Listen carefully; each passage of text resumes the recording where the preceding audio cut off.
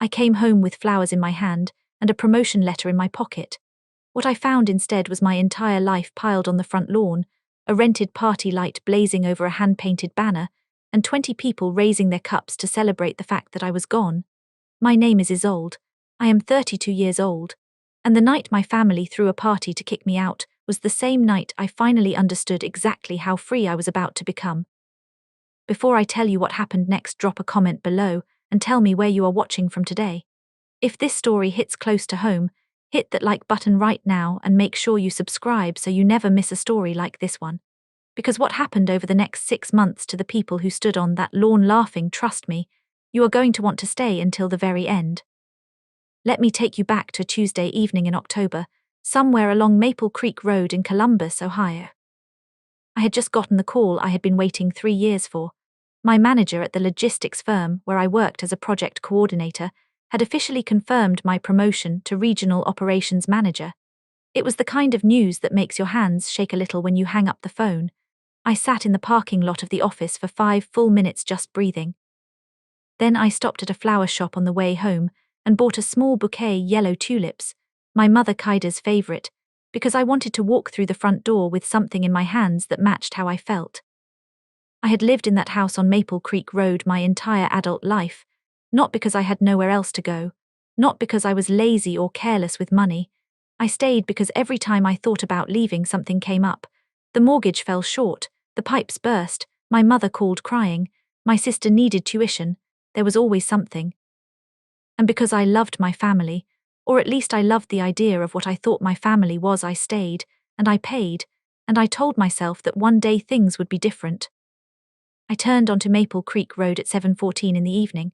From half a block away I could see that the house was lit up. Not the soft yellow glow of the living room lamp I had known my whole life, but something brighter and more deliberate. Rented string lights threaded through the oak tree in the front yard, paper lanterns hung along the porch rail, a folding table set up on the lawn with a plastic tablecloth and a cooler of drinks. I slowed the car. My first thought, and I am embarrassed to admit this now, was that maybe they had planned something for me. Maybe somehow they had found out about the promotion. Maybe this was a surprise. Then I saw the banner.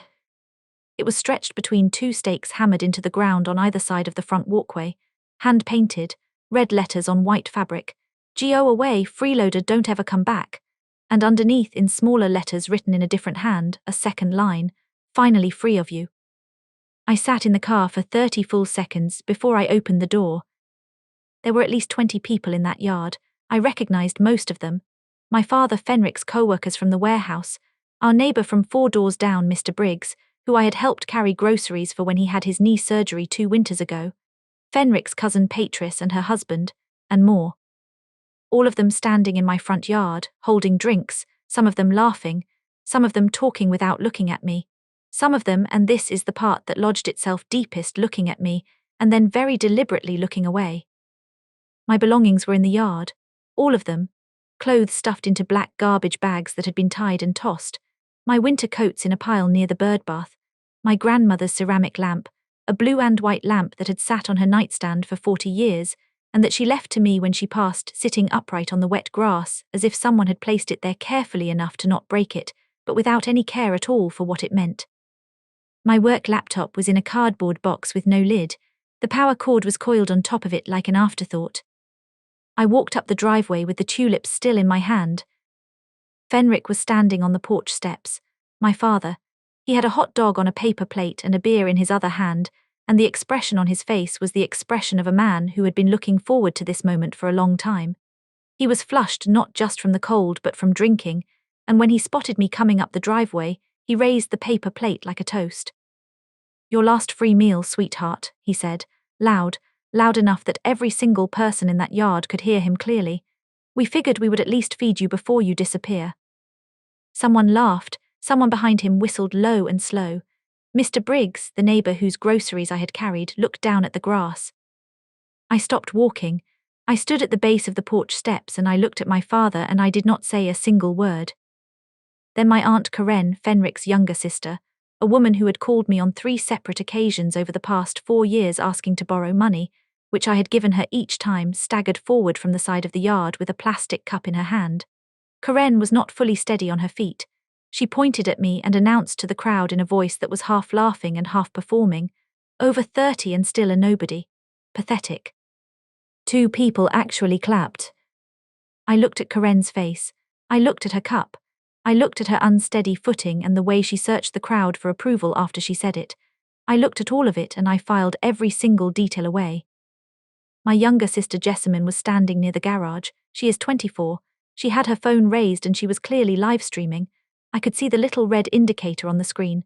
She was narrating quietly, trying to sound casual. She actually showed up. Oh my God, she actually came.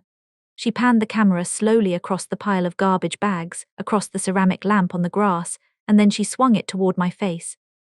I looked directly into that camera for exactly 3 seconds. Then I pulled out my own phone and I took photographs. The banner, the crowd, Jessamine behind her screen, my laptop in the open box, the ceramic lamp on the wet grass, Fenric on the porch with his paper plate. I took 9 photographs in total and I took them slowly and deliberately so that each one was clear. Then I walked to the pile of my belongings and I picked up 2 things, my laptop bag and the ceramic lamp. I carried them to my car. I put them carefully in the back seat. I got in. I adjusted the mirror. The bouquet of yellow tulips was still in the passenger seat where I had set them when I got out. I moved them to the dashboard. And I drove away. The party was still going behind me. I could see the string lights in my rearview mirror until I turned the corner. I did not cry. I did not call anyone. The promotion letter was still folded in my coat pocket, and I had not told a single person in that yard about it. I drove until the lights of Maple Creek Road disappeared completely behind me. I checked into a Comfort Inn off Route 40 at 10:47 that night. The room cost $89. It smelled like industrial carpet cleaner and the kind of air freshener that is meant to cover up the smell of something older. I sat on the edge of the bed in my work blazer, and I looked at the wall opposite me for a long time without doing anything. I want to be honest about what that felt like, because I think people sometimes imagine that a moment like this, where the truth of something becomes completely undeniable, arrives with some kind of clarifying grace. Like a movie, like the music swells and you suddenly know exactly who you are and what you need to do next. That is not what it felt like.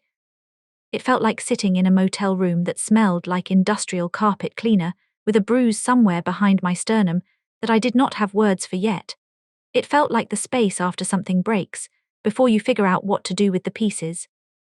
I sat there for about 20 minutes, then I opened my laptop.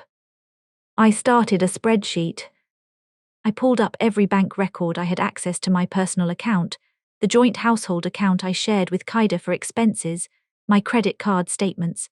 I went back 8 years, and over the next 4 hours, sitting on that motel bed in my blazer, I built a complete financial picture of what my life inside the Grayson household had actually cost me. The mortgage gap payments came first, for 6 years. Every time Fenric's paycheck fell short, and it fell short with a regularity that I had long since stopped questioning, I transferred money from my personal account into the joint account to cover the difference. I added it all up for the first time, $31,000, across 6 years, in payments so gradual and so spaced out that I had never seen the total before, only the individual transactions, each of which felt manageable in isolation. Kaida's medications. My mother has a chronic condition that requires 2 daily prescriptions. For 4 years, I covered those prescriptions out of pocket because Fenric refused to pay the slightly higher premium for the family insurance plan that would have covered them. $9,000 over 4 years, approximately. I wrote that number in the spreadsheet cell and stared at it. Jessamine's community college tuition. 2 semesters paid in full by me. The reason I paid it was that Fenric had promised to handle it, taken the money from the joint account that was designated for it, and spent it on a weekend trip to Myrtle Beach with Karen. I found this out 3 weeks after the semester started, when the college called about an unpaid balance. I paid it without telling Jessamine I was the one who covered it, because I did not want her to feel embarrassed. I wrote that number in the spreadsheet too. The emergency plumbing repair from the winter before last, $4,200. The main pipe in the basement had burst on a January morning, and Fenric told me he had already contacted the insurance company to file a claim. He had not. There was no claim. I paid the plumber directly. And then I found the item that made me stop. 14 months ago, Kaida had called me on a Sunday afternoon crying. She said the ceiling in the master bedroom was leaking. She said Fenric had gotten an estimate from a roofing contractor and that the repair needed to happen before winter or they would have serious structural damage. She said the estimate was $15,000 and that they did not have it and could I please help, just this once. She was so sorry to ask. I wired $15,000 within 48 hours. I never asked for a receipt, I trusted them. I cross-referenced the wire transfer date against the public vehicle registration records I could access online. 2 weeks after I wired that money, Fenric registered a Toyota GR86 sports car in his name. I checked the date 3 times, each time the dates matched exactly. I closed the laptop. I sat in the dark for 20 minutes. Outside the window, the parking lot of the Comfort Inn was quiet and orange under the lot lights. I thought about the banner. I thought about the paper plate with the hot dog. I thought about my grandmother's lamp on the wet grass and the way Karen pointed at me and said nobody and the way 2 people actually clapped. Then I opened the laptop again and I started a new document. I titled it Next Steps, and I began to write. The next morning I was standing outside the bank branch on 5th Street when the doors unlocked at 9. I had the laptop and my folder of printed statements under my arm. I sat down with a bank officer named Terence, a calm and methodical man who listened without interrupting while I explained the situation. I told him about the joint account. I told him about the $15,000 wire transfer and the vehicle registration dates. I showed him what I had documented overnight. Terence looked at the records carefully. He told me the documentation I had assembled was strong enough to refer to the bank's fraud review department as a preliminary step. He printed a full transaction history for the joint account going back 8 years at my request. The stack of paper was nearly an inch thick. I closed the joint account. I opened a new individual checking and a new savings account under my name alone, with a new PIN and a new debit card. I updated my work direct deposit to route to the new account, effective the next pay cycle. Then I walked 2 blocks to a coffee shop called Briar and Bean on Chestnut Street, opened my laptop, and spent 90 minutes removing myself from every financial account connected to the Grayson household. Internet service, I called the provider and cancelled the plan, effective immediately. Gas and electric autopay removed. The Amazon household account I had set up 3 years ago and funded out of my own card, I removed my payment information and changed the account password. Kaida's pharmacy subscription delivery, I called and had it converted to a paper bill, noting in the account record that I was no longer financially responsible for the balance. By noon that day, every financial thread that connected me to Maple Creek Road had been cut cleanly. I ordered a second coffee and sat there for a while watching people come in and out of the shop, and I felt something I had not felt in a very long time. I felt like I could breathe all the way down. I want to be careful about how I tell this part because I am aware of how it can sound. It can sound like I am enjoying it. I want to be honest. There were moments when I felt something close to grim satisfaction, and I am not going to pretend otherwise. But the more accurate feeling was closer to watching a building that had always had a cracked foundation finally begin to settle. The cracks were there before I left. I was just the mortar that had been filling them for 8 years. When the mortar is gone, the building does not collapse because of anything I did. It collapses because of what was always wrong with it. 3 days after I checked out of the Comfort Inn and moved into a week-to-week furnished studio I found through a coworker, the internet service at the Grayson house went out.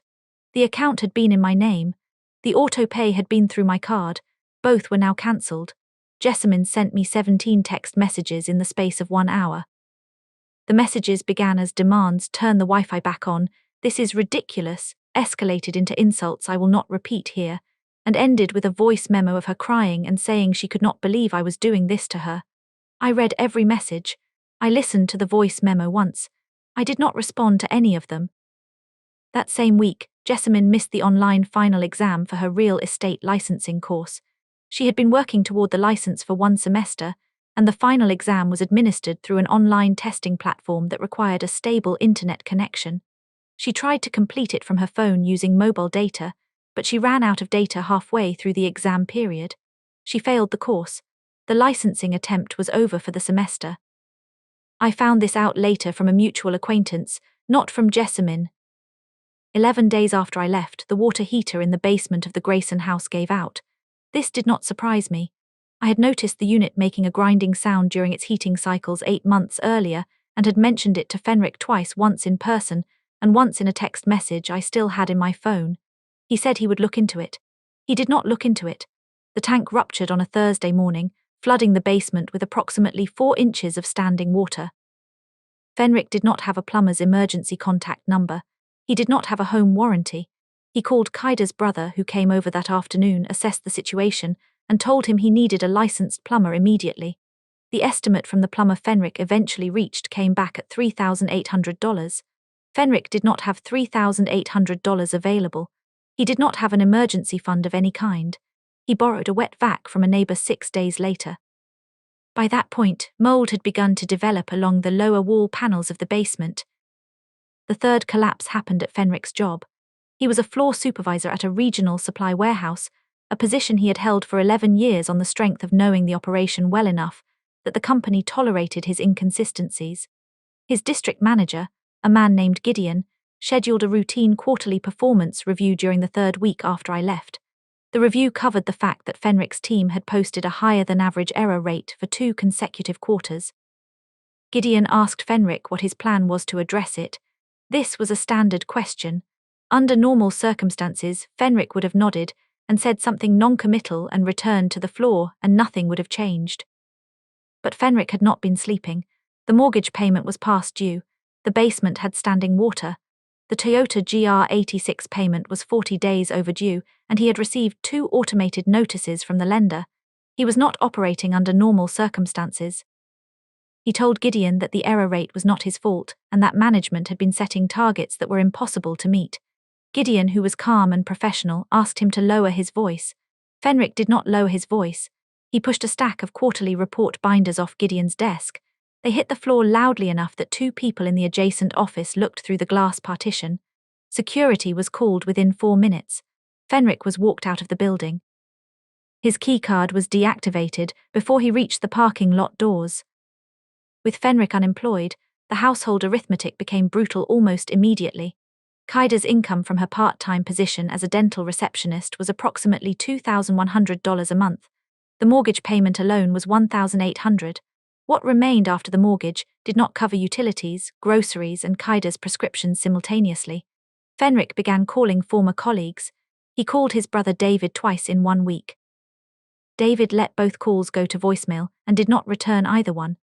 Jessamine, who had never held a job for longer than 4 consecutive months, began submitting applications to fast food restaurants in the area. She had stopped posting on the social media account where she used to livestream. The family did not go silent. I want to be clear about that, because I think there is a version of this story where the people who hurt you simply disappear into their consequences and leave you alone to rebuild. That is not how it worked.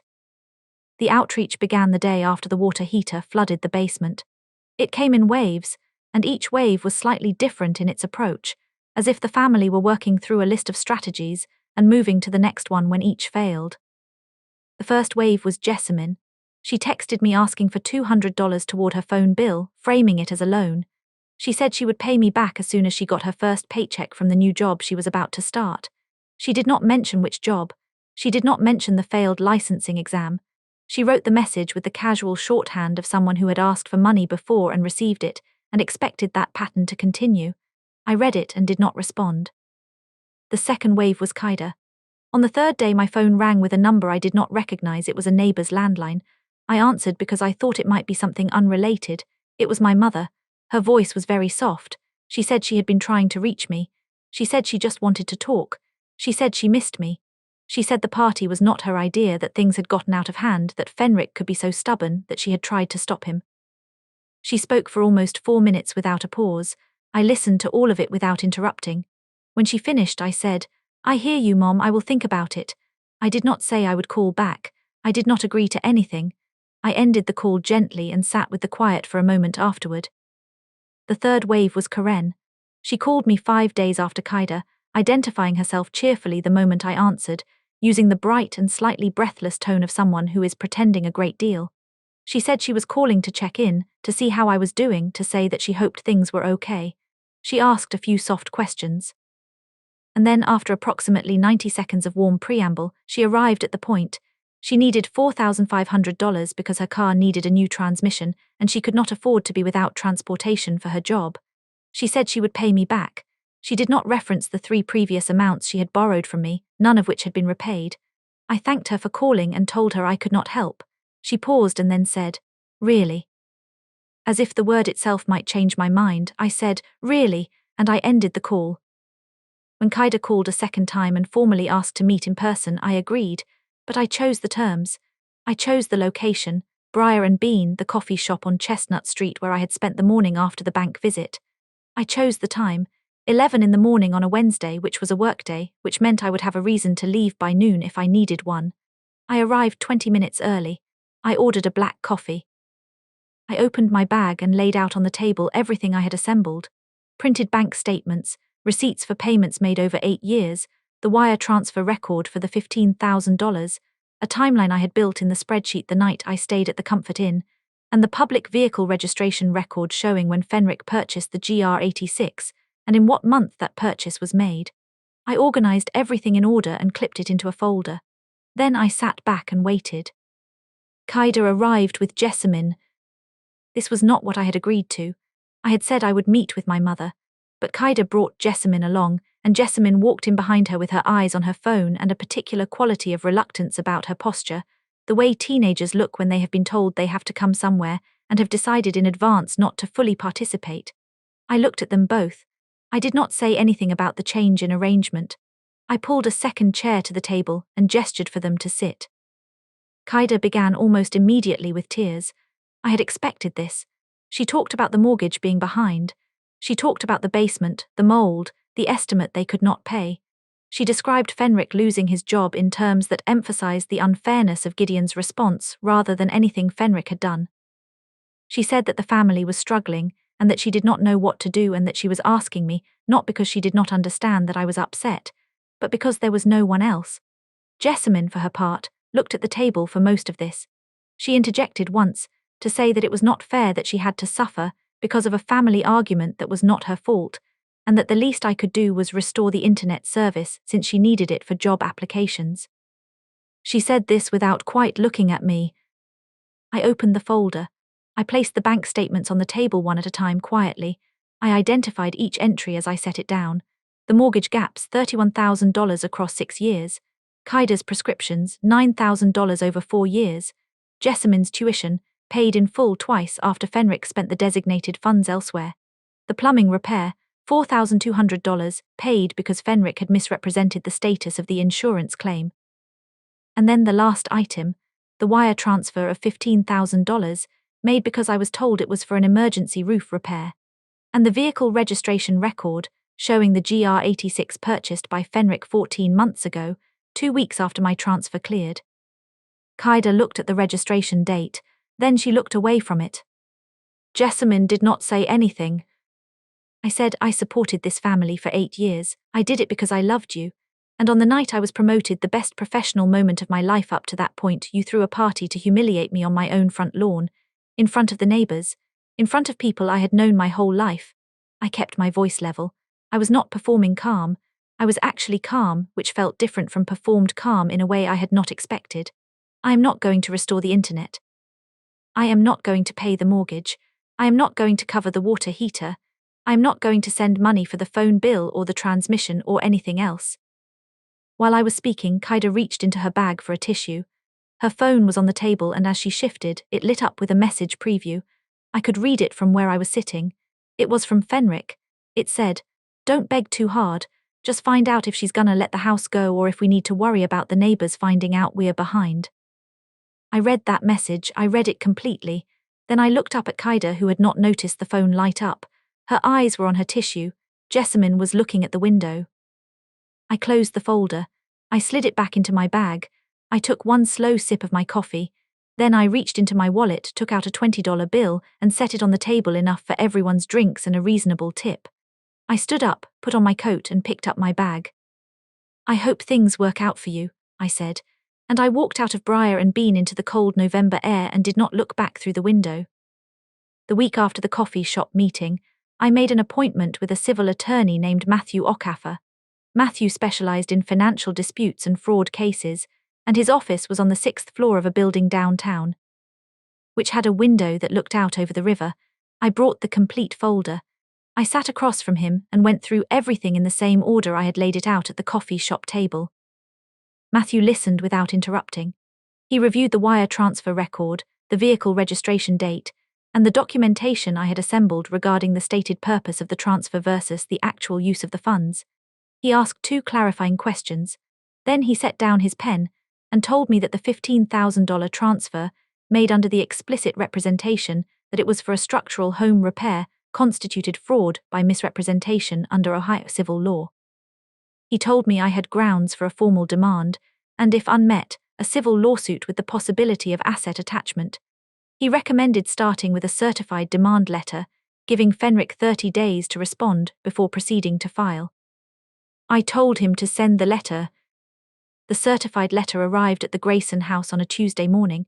I know this because the tracking confirmation updated on my phone. Fenric signed for it. He called me 4 times within the next 2 hours. I did not answer. He left a voicemail on the 4th call that began with anger. "You are destroying this family over a misunderstanding. Isolde, this is unbelievable," and shifted in the final 30 seconds into something that sounded more like panic. "I will pay it back. All of it. Just call off the lawyer, please. Please call me back." Kaida called my office line. The receptionist took a message. I did not return the call. Uncle David called me 4 days after the letter arrived. David is Fenric's older brother, a retired electrician who had always presented himself as the family's voice of level-headed reason. He had a particular way of speaking that sounded measured and fair, even when what he was saying was designed primarily to protect his own interests. He said that he understood I was hurt and that Fenric had made serious mistakes, but that bringing lawyers into a family matter was a step that could not be undone, and that it would permanently damage relationships that I might one day want to repair. He said families should handle these things privately. He said the family's reputation was something worth protecting. I let him finish, then I asked him one question. "David, how many times in the last month has Fenric called you asking to borrow money?" There was a pause, a real pause, not a performative one. David said, "That is not relevant to what we are discussing." I said, "That is your answer." I thanked him for calling and I ended the conversation. Fenric had been 63 days behind on the Toyota GR86 payments when the repossession agent arrived. It happened on a Saturday afternoon. The neighborhood was active. 2 families were doing yard work. A couple from 3 doors down named the Castellanos were out walking their dog.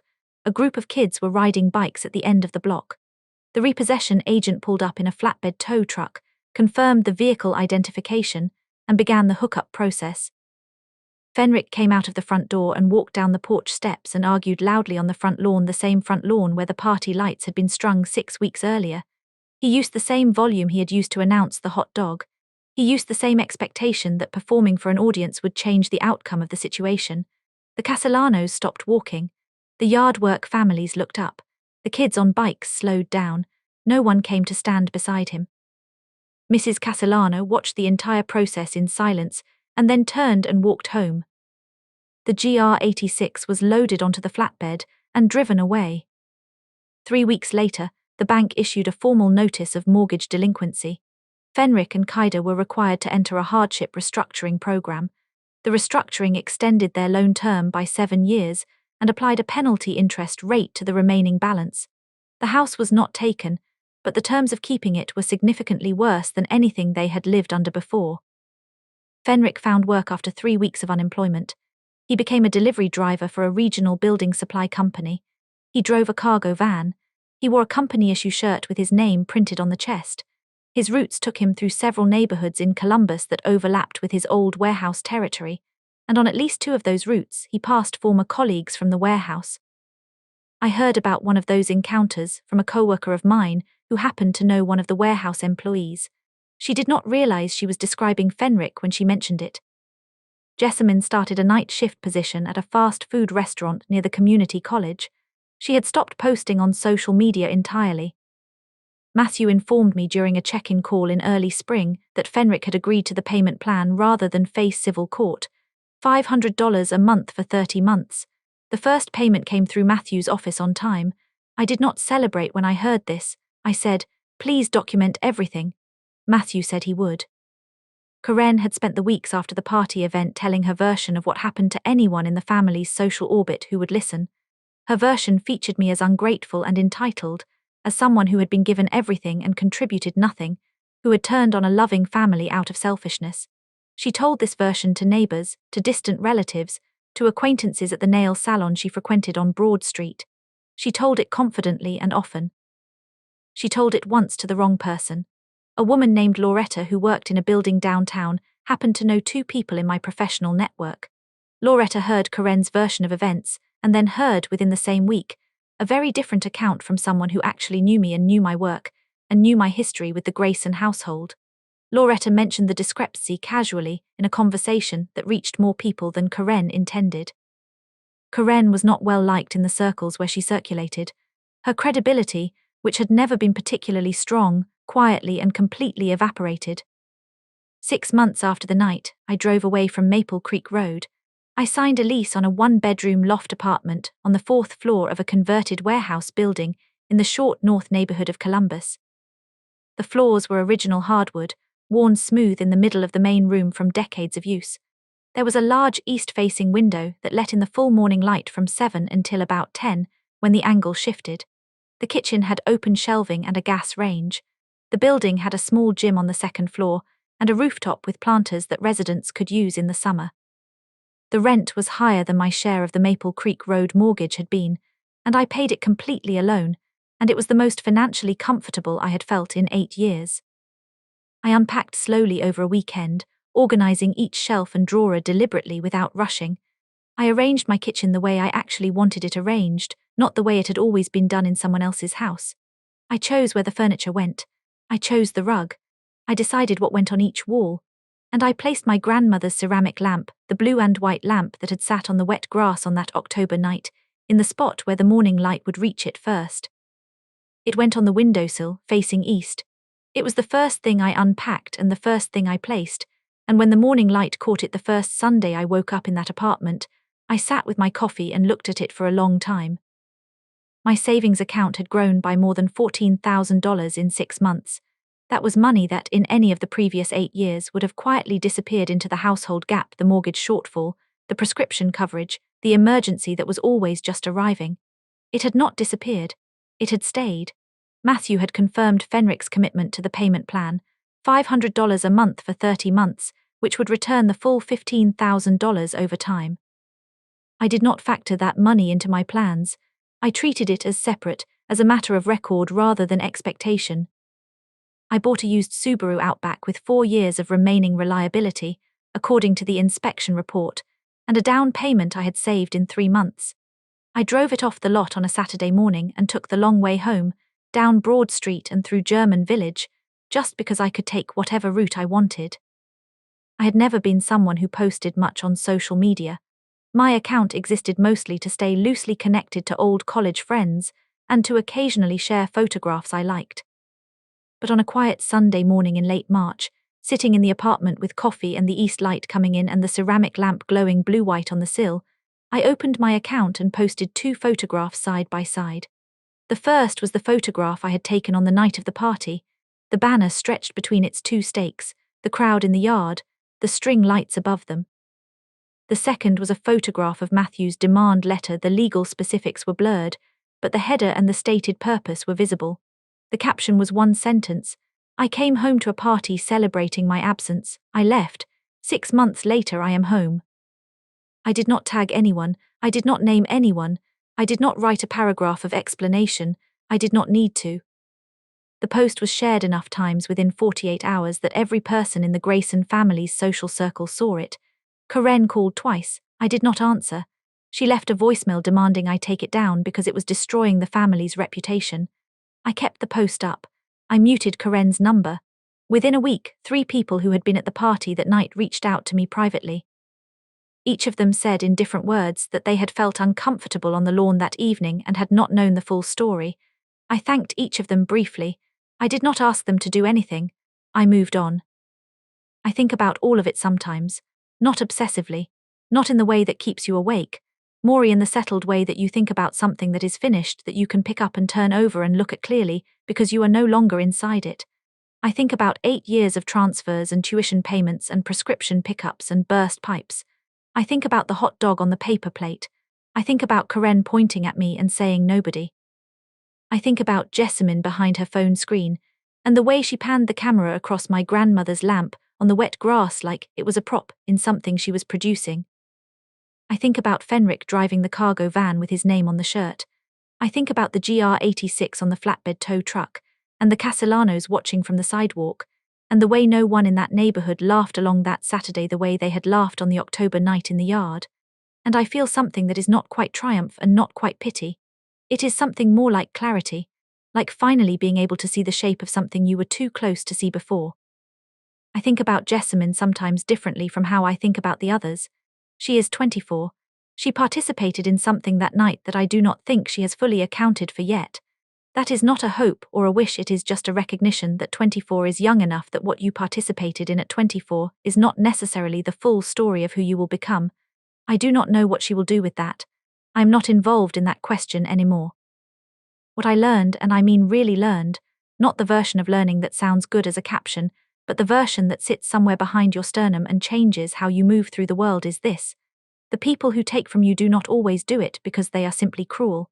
Sometimes they do it because they have decided, slowly and without fully articulating the decision, that your generosity is structural, that it is part of the architecture, that it will always be there, like a load-bearing wall, regardless of how the rest of the house is treated. They do not consider what happens if the wall steps outside and closes the door. I was a load-bearing wall for 8 years. I thought I was a daughter. I'm not saying I regret the years of help. Some of it came from real love, but love that is never reciprocated in kind, love that is extracted rather than offered freely, love that you only realize was conditional when you stop being useful. That kind of love eventually has to be recognized for what it is. And then you have a choice about what to do next. I chose to leave, I chose to document. I chose the coffee shop and the folder and the attorney and the post with one sentence. I did not burn anything down. I did not pursue them. I did not gloat. I simply stopped providing the mortar that was holding the cracked walls together. And then I found an apartment with hardwood floors and an east-facing window, and I placed my grandmother's lamp where the morning light would find it, and I let myself begin. The real revenge, if you want to call it that, though I find that word a little small for what it actually was, is not what happened to Fenric or to the GR86 or to Karen's reputation. The real revenge is that I am here in this apartment with this coffee, with this light, with a savings account that grows every month instead of quietly emptying, and I do not owe anyone an explanation for any of it. That is what it means to finally be home. Now, if this story moved you, I want to hear from you. Drop a comment below. Have you ever been the load-bearing wall in a family or relationship, quietly holding everything together while being taken for granted? What did it take for you to finally walk away? I read every single comment and I want to know your story. If you believe that people who give everything deserve to finally put themselves first, hit that like button right now. It genuinely helps this channel reach people who need to hear these stories. And if you have not subscribed yet, do it now so you never miss a story like this one. Share this video with someone who has ever felt invisible in their own home, because sometimes the most important thing is knowing you are not alone in what you have lived through. Thank you for being here. Thank you for watching all the way to the end. Take care of yourself first, always, because nobody else is going to do it for you.